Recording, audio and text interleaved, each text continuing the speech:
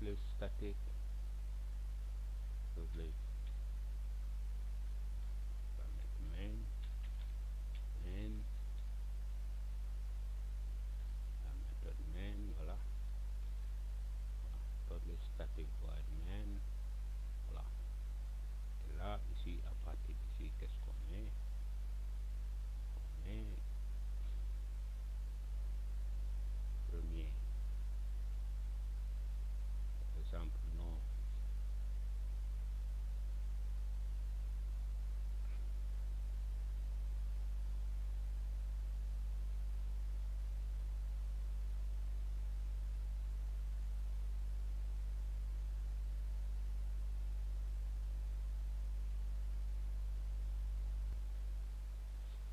Ainsi, l'appel de la méthode main nous permet d'instancier la classe thread.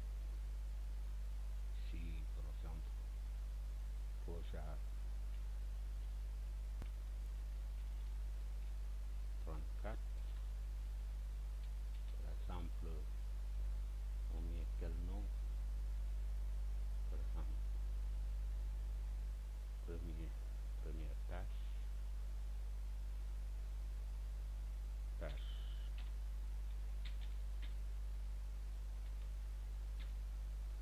1 est égal à new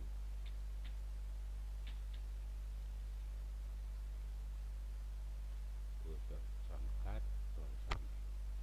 Ici, qu'est-ce qu'on va mettre comme argument? Par exemple,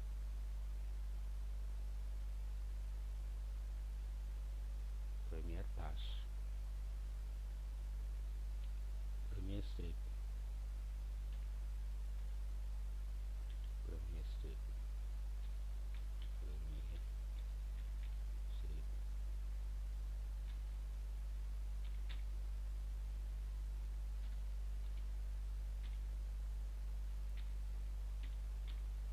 premier string, point virgule. Ensuite, on va créer une deuxième tâche.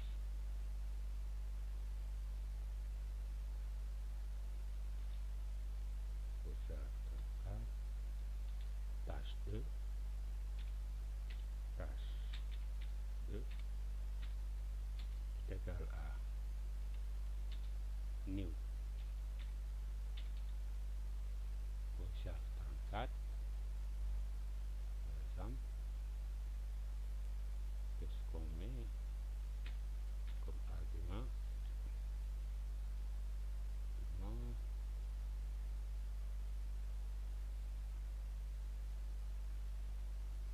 Premier string, donc deuxième string, première tâche, on met première tâche, ici première tâche, première tâche, string, ici on met deuxième tâche, deuxième tâche, deuxième tâche,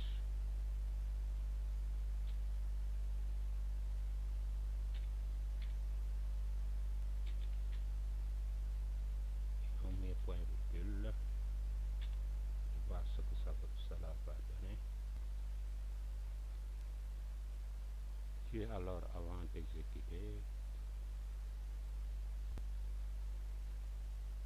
donc on va essayer de voir les difficultés d'affichage. On va mettre un espace ici, donc nos tâches, point nos tâches, c'est-à-dire ici, ça soit première tâche ou deuxième tâche, numéro d'itération de chaque tâche, donc numéro d'itération de chaque tâche. Ici, comme on a deux tâches, deux threads,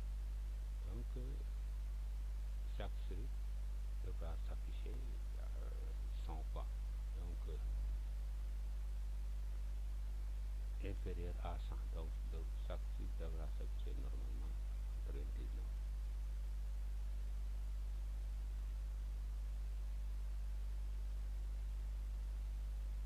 Donc ici, qu'est-ce qu'on va mettre?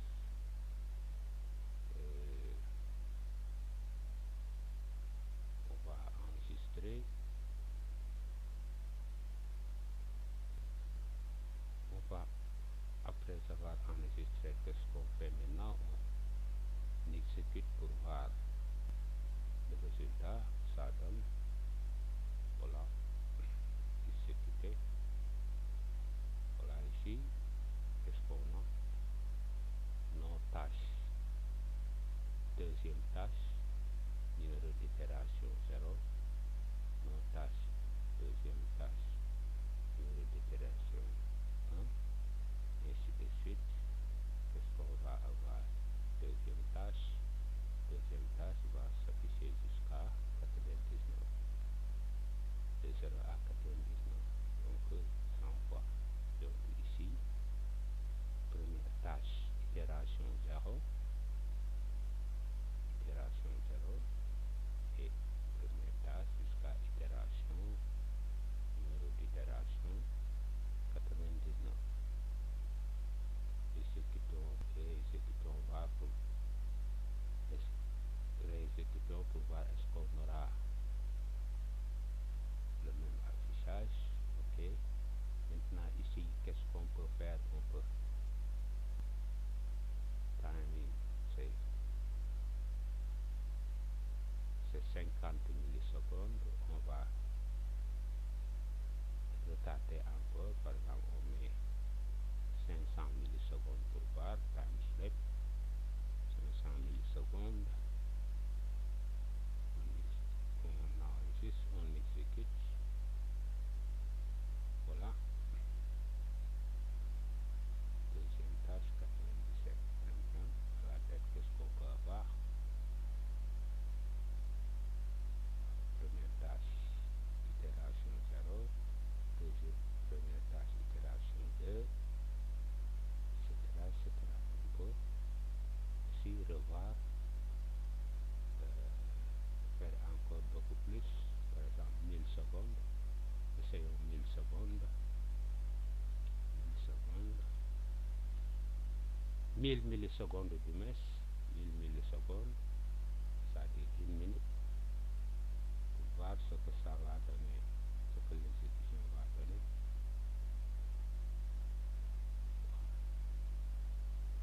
En premier lieu, deuxième tâche.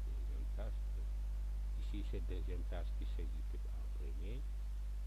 Voilà, numéro d'itération 0, et ainsi de suite. Et on peut avoir aussi le cas où, par exemple, les itérations, par exemple, première itération va s'afficher avec l'attribut 0, ici, par exemple. Deuxième tâche, itération 0, première tâche, itération 0, et ensuite, le reste, une succession d'affichage. En tout cas, c'est pour le chercher ce programme pour voir première tâche ici qui s'affiche en dernier, alors que pour la première fois il s'affiche en première. Deuxième tâche, première tâche, deuxième tâche, première tâche ici. Voilà. Si on essaie de fermer pour recommencer, qu'est-ce que ça va donner? On réexécute. On change par exemple, on remet 50 millisecondes. 50 millisecondes.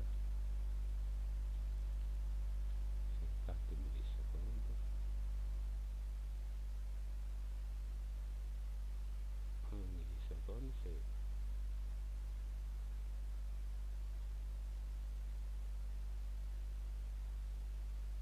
une fois 1000 secondes.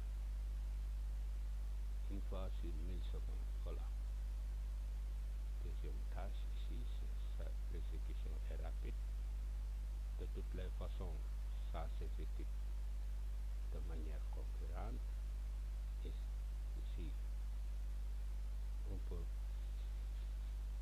avoir l'exécution première tâche, ensuite deuxième tâche, première tâche, deuxième tâche, ensuite première tâche jusqu'à la fin, c'est-à-dire jusqu'à 99, et deuxième tâche continue jusqu'à la fin. Essayons par exemple d'intervertir par exemple les deux instances ici pour voir ce que cela va donner.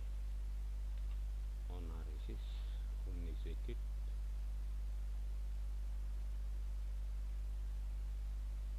Donc, regarde au début, qu'est-ce que ça nous a donné. Voilà, première tâche. Première tâche, vous voyez, en deuxième position, ici il sera en première position. Première tâche, numéro itération 0 jusqu'à 99. 0 à 99, ça fait 100 fois l'affichage. Ensuite, parce qu'il ne faut pas oublier que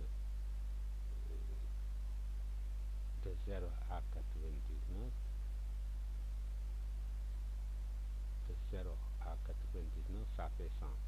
Donc ici, inférieur à 100, ça ne veut pas dire que c'est 90 comme je l'ai dit tout à l'heure.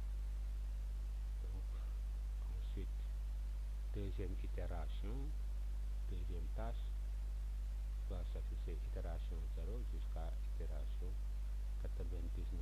Ça fait 100 fois, donc affichage. Voilà en quelque sorte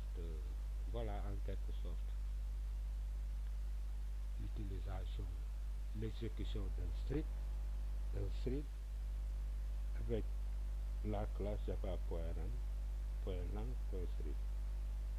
C'est pas difficile, ça dépend de la vitesse de l'exécution du programme.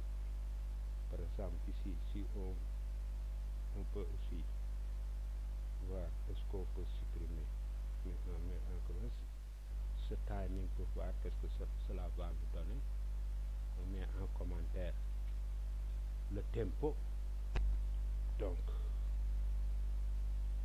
on exécute. Voilà, c'est la même chose, mais il arrive que suivant l'exécution, vous aurez successivement première tâche et deuxième tâche. C'est ce qu'il faut retenir, ou bien première tâche de 0 à 99 et deuxième tâche de 0 à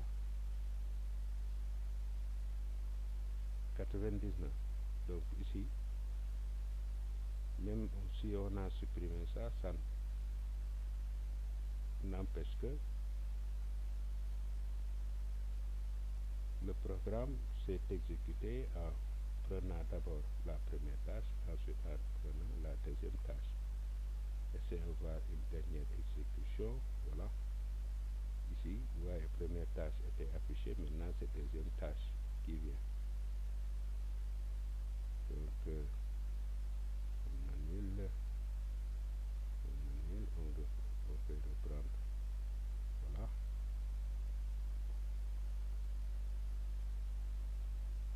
On exécute, toujours avec 50 millisecondes. Voilà, première tâche encore. Donc, c'est première tâche qui s'affiche jusqu'à 0,99. De 0 à 99, première tâche, première tâche. Ici, ensuite deuxième tâche ici, de 0 à numéro d'itération 0 à 99. Donc, c'est en quelque sorte voici une mécanique pour java.lang.string pour l'exécution d'un street. Donc ici nous avons créé d'un street, on peut en créer un troisième street, créer un troisième street, copie, voilà, un troisième street, par exemple tâche 3, troisième tâche,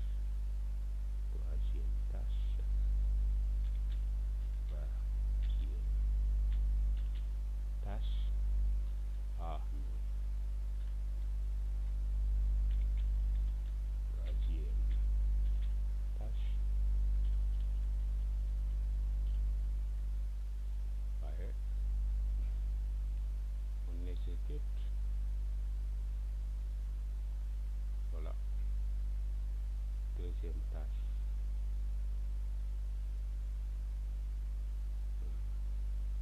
qu'est-ce qu'on a là ici, deuxième tâche, troisième tâche,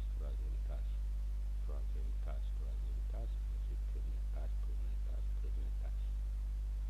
Donc ici, c'est première tâche qui est en premier, ensuite deuxième tâche, ensuite troisième tâche,